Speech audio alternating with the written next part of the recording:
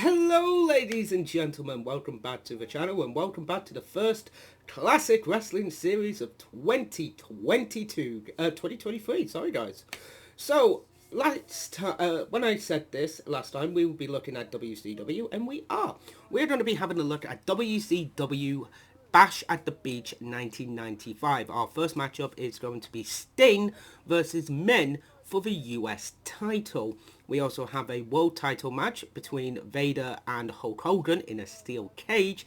And we've also got the Macho Man Randy Savage taking on Flair in a lifeguard match. Don't know what a lifeguard match is, but let's find out. Let's get to Sting versus Min. So our first matchup, guys, was Min versus Sting for the US Championship. This was a fun matchup.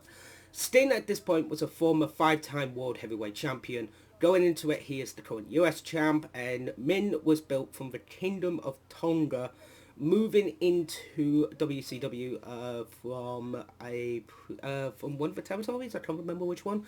But this match is a return match for the US belt. It's a very entertaining matchup, well paced, well done. Sting is in his hometown of California. He is from Venice Beach, California. We are in Huntington Beach, California. Made famous by Hulk Hogan and Tito Ortiz from the UFC. Just to name a few of the more famous people who have appeared from Huntington Beach and Venice Beach.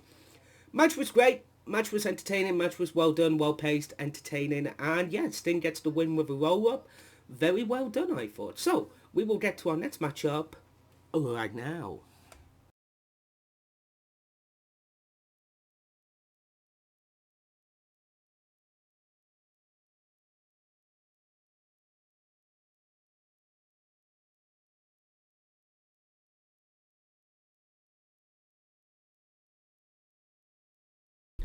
Try that one again, shall we? Try that one again. I'm trying to get used to making sure my microphone's on. Apologies about that. So let's get to this. Paul Orndorff versus the Renegade for the TV title. This was an okay match. Don't get me wrong. Renegade was actually okay. He wasn't as bad as some people think he was. He was good in the ring. He was competent. He had the mannerisms of the Ultimate Warrior down to a T. It was good. But unfortunately, people were promised the Warrior. We didn't get it. We had this. It feels really bad that people shit on the Renegade as much as they do, because he was actually kind of competent in the ring. He was very good. And especially with people like Paul Orndorff, who could still go at this time, yeah, he was good. You know, this was an okay match. You know, passable for Bash at the Beach 1995. Entertaining, well done. I've got really no complaints. It was fun. So we will get to our next matchup in just a moment. So let's do it. So we just had Kamala versus Jim Duggan for our third matchup of the night. And not gonna lie, this was pretty fucking boring. Not as good as I thought it was going to be. Jim Duggan on promos, yeah, he's good. He can talk, you know, he hyped the match up to a degree. He was happy. But this was just a nothing match. It was entertaining to a point, but it was just boring, unfortunately. Can't be helped.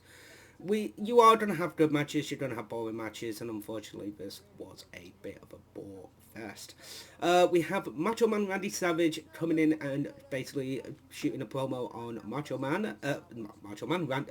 Ric Flair, the Nature Boy, talking about their upcoming matchup, which is going to be the lifeguard match.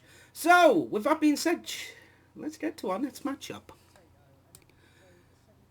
So we just had David Sullivan versus DDP in our next matchup. Yeah, this was completely nothing happening match, and DDP gets the win. So thank God that happened.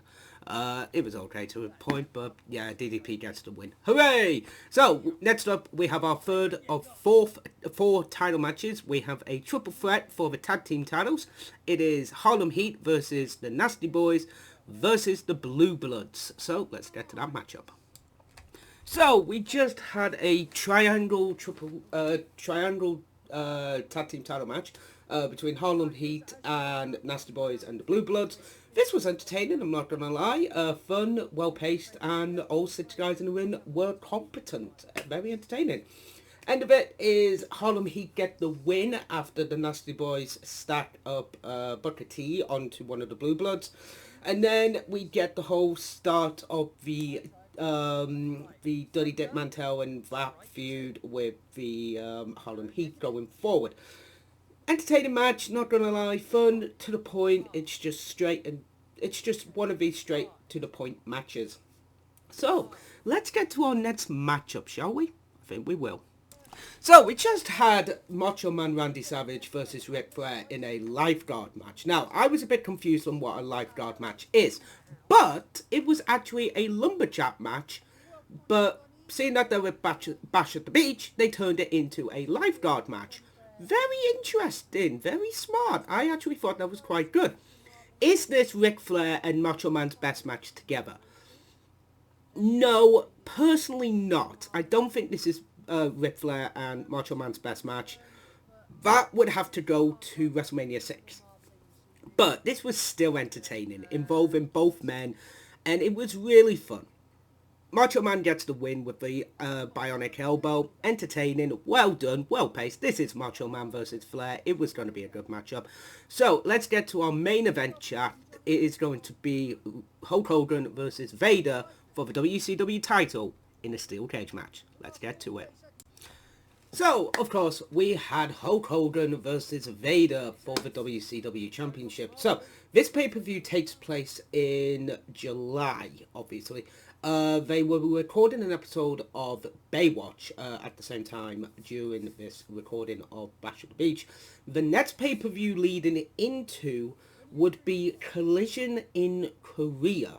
The main event of that match would be of that night would be Ric Flair versus Antonio Inoki, which was at the time a big deal. There was a lot of controversy surrounding that show, of course, it being held in Korea.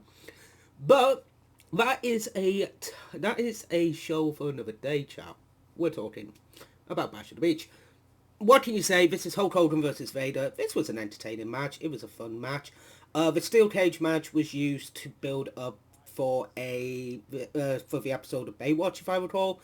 So they built around that very well, I thought. This was again, it's Hogan versus Vader. We've seen it before.